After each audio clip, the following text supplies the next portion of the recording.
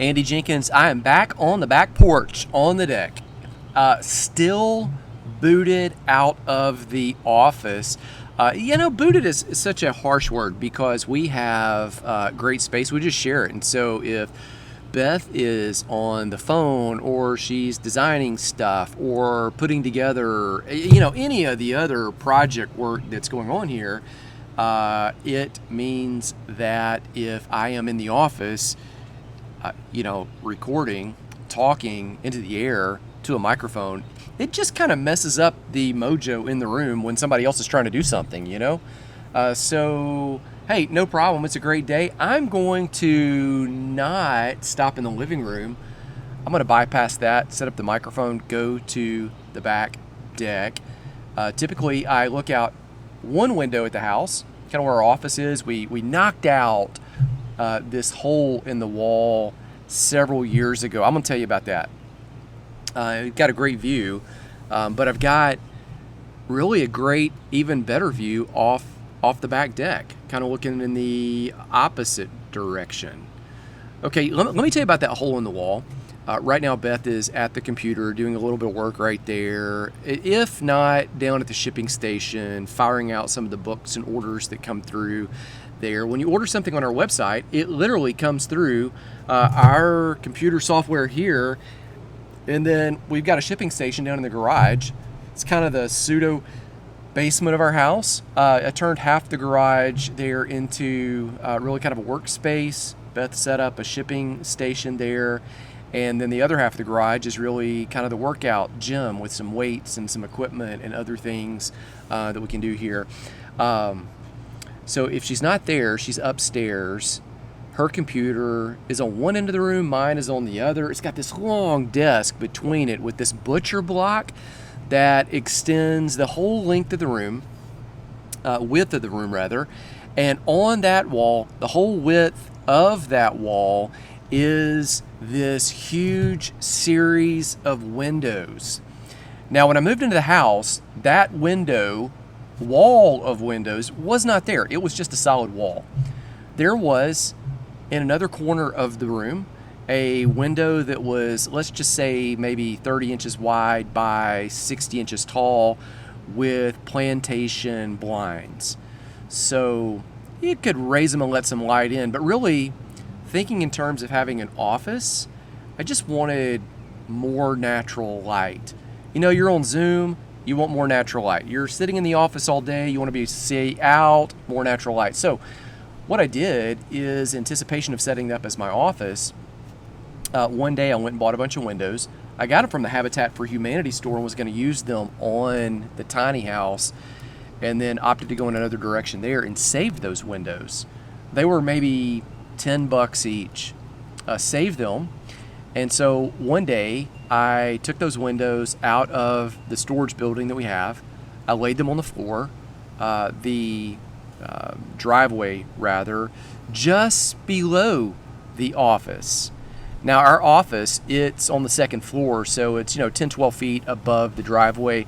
I set those windows out there and I began painting them. I painted the outside color of the windows, and then knowing what size the trim was going to be, because I kind of drew them all out, I went ahead and painted the outside color of the trim. Now that afternoon, it was a Sunday afternoon, I remember Beth had to take off to go to Jackson, Mississippi. Somebody in the family friend network somewhere was getting married. I don't remember who it was, but she went to Jackson, Mississippi, and she kind of saw me doing this project most of the afternoon, but I don't think she was ready for the full scope of what was about to happen. When she took off, I took all of the windows and everything that I'd painted that had now dried. I carried it all upstairs. I moved all the furniture out of that room. At the time, it was one of the girls' bedrooms. She was about to move into the tiny house. Moved all of the furniture out of that room, and I began cutting the wall. So I went through the sheetrock, and then I went through the studs. An electrical cord was there that I was not aware of.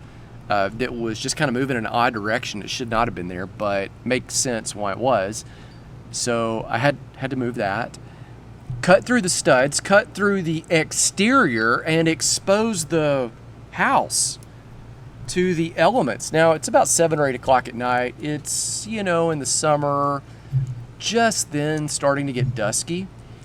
And I snapped a picture, didn't send it yet. I framed back for the windows, already had the wood set aside, framed back what I needed for the windows.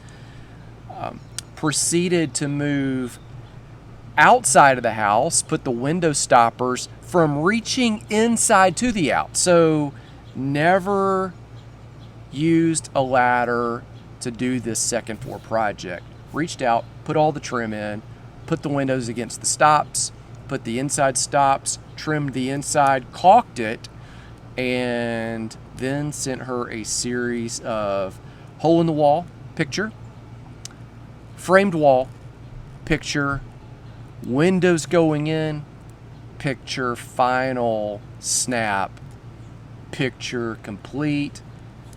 Come back the next day, paint.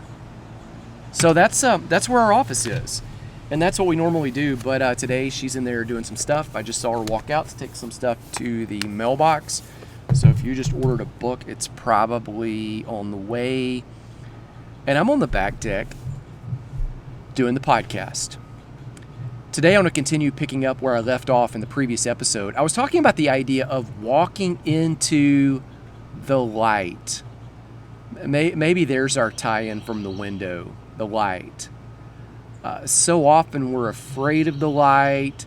We feel like there's shame in the light. We feel like there is judgment in the light, belittlement in the light. And I'll be honest with you, to some degree there is, but there's more judgment, there's more shame, there's louder voices in your head in the dark, and plus all of the grace and freedom and cleansing and empowerment and connection, so much more of it that you need is in what seems to be that scary place of the light. We discussed that in the previous episode. I want to continue building on it. Here is one of the main ideas, and this may be the only one we get today. I've got a lot of notes here for you, but this may be where we land it. By the way, I talk about this more in video number 3 of the Soul Wholeness Workshop.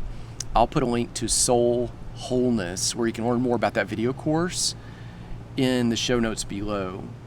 Here's the main idea. Life is beautiful and life is hard, and you've got to be willing to embrace both.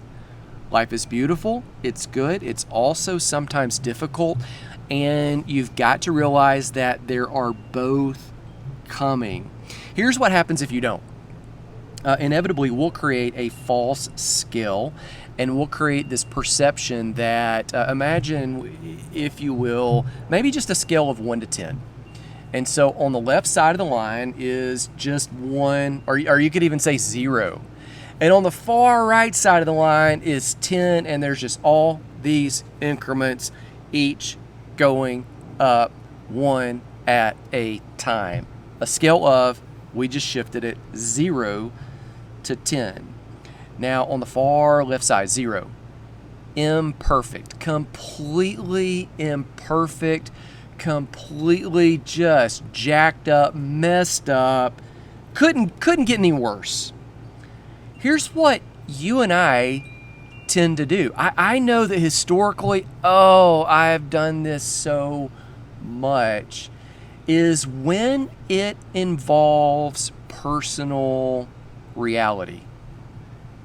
On that far left side, we have at 0, imperfect, and on the far right at 10, we have valuable, completely valuable. So if it's a 0, it's totally imperfect. If it's a 10, it's valuable.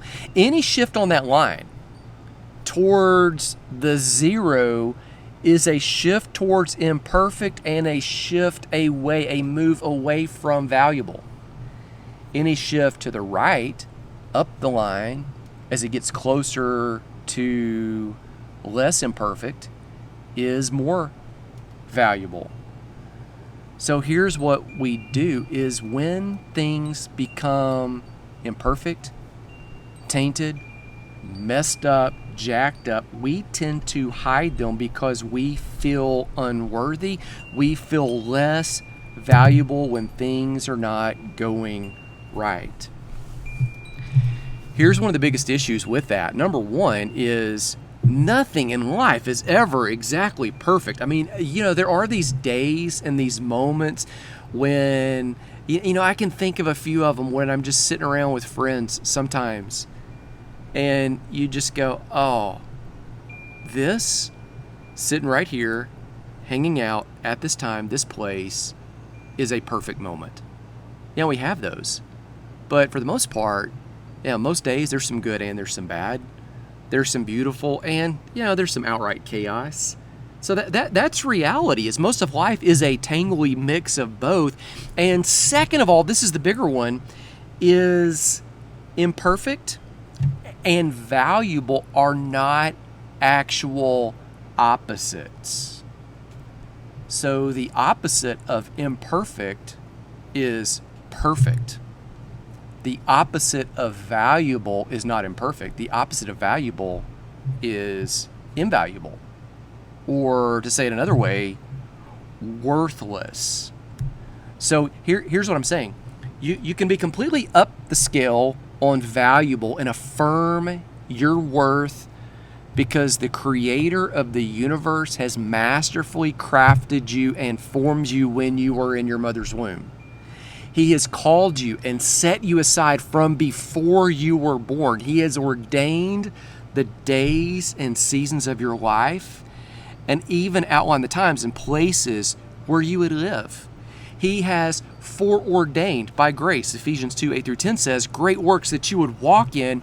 You are infinitely valuable as an image bearer of God. You're not ever going to be invaluable or worthless. At the same time, you can affirm your innate inherent value and affirm that at the same time in life, things are not always, in fact, they're rarely perfect. So you could just say, hey, we really don't have one scale going on where on one end of the scale is valuable and another end of the scale is imperfect. And as things in life get more chaotic, as things in life get more imperfect, as things in life get badder, is that a right word? Badder? Worser? Bad? Worse? As things shift in that direction, and sometimes, remember, because life is beautiful and life is also hard, chaotic, difficult, and bad things happen. When they do, and life tends to peg in that direction, it's not pulling away from your value, it's another parallel scale. You can be valuable and live a life that absolutely matters, and at the same time affirm that, you know what? Things this side of heaven aren't, and probably are never going to be exactly as they should be. Sometimes they're going to hit. We see glimpses of the kingdom breaking through. We see beauty and creativity and awesomeness shining through. We see the light and we see healing and we see hope and glory and bounty and abundance. And this isn't a gloom and doom talk at all. This is just kind of a reality check. And it's more of a reality check of not things aren't perfect so much as the reality check is even when things aren't perfect, you're still valuable. And that is an issue that you must settle in your soul. It's really an identity issue. And if you don't settle in your heart that identity that, hey, I am valuable, then what you will do is exactly what I've done before in my past. You will seek to shore up through external means and provide for, backfill that deficit, the deficiency that you think is there. It's not there, but you perceive it to be there, of your lack of value.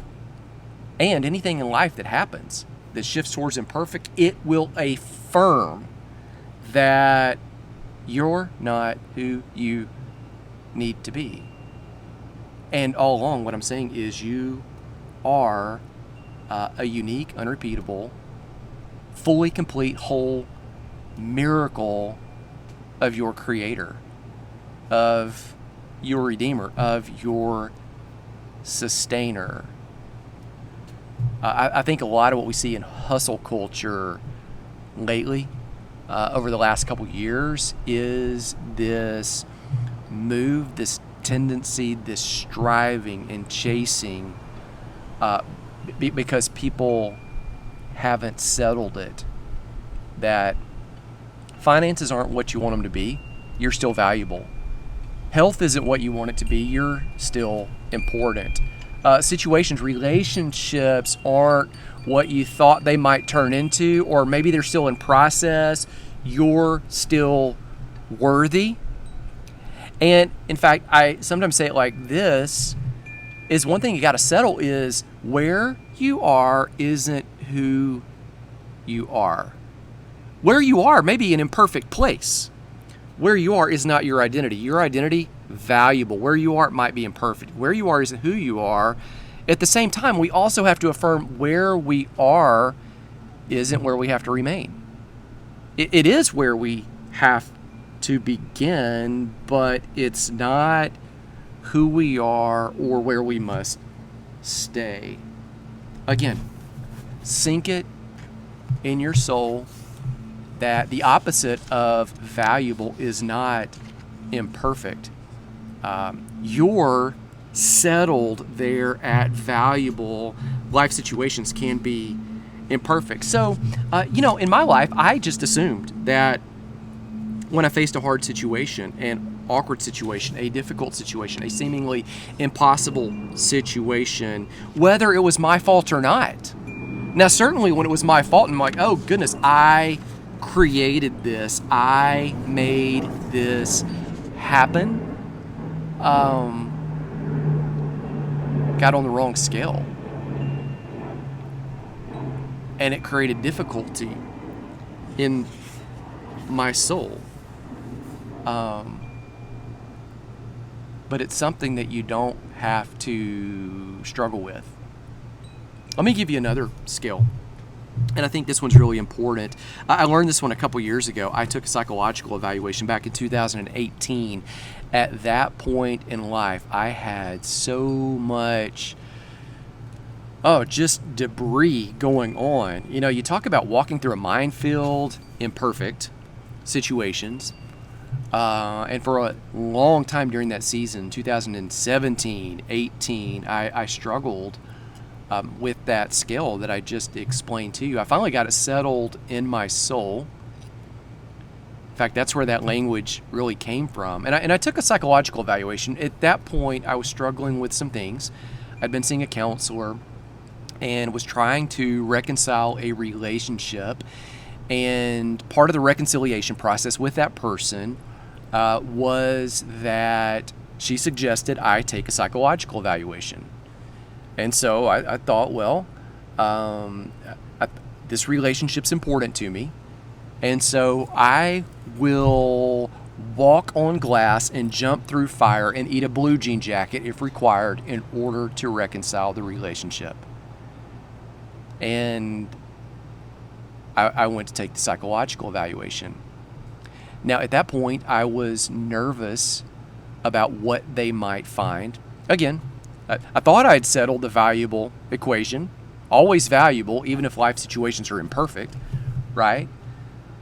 But something about the finality of going and taking a test that could label you, again, you could be diagnosed, something of that nature, and be diagnosed in the midst of a contentious situation. It's what I was in. It really makes you do kind of a gut check. I was talking to my dad about it, and he said, well, if I were you, I would go take it. Here's why. A couple reasons. Number one is if you don't take it, you're always going to want to know if that relationship is not resolved, reconciled. You're going to want to know, is there something else that I held back? Is there some hoop that I refused to jump through that might have made the difference had I chosen to go with what was suggested?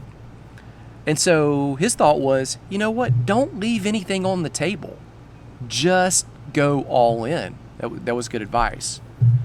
Because looking back, even though that relationship was not restored, I can look in the rearview mirror and say, I sincerely, honestly, fully did everything possible as far as my end. The second thing was this. He said, they might find something. Now he was honest and said, I don't think they will, but what are you going to do if they do find something?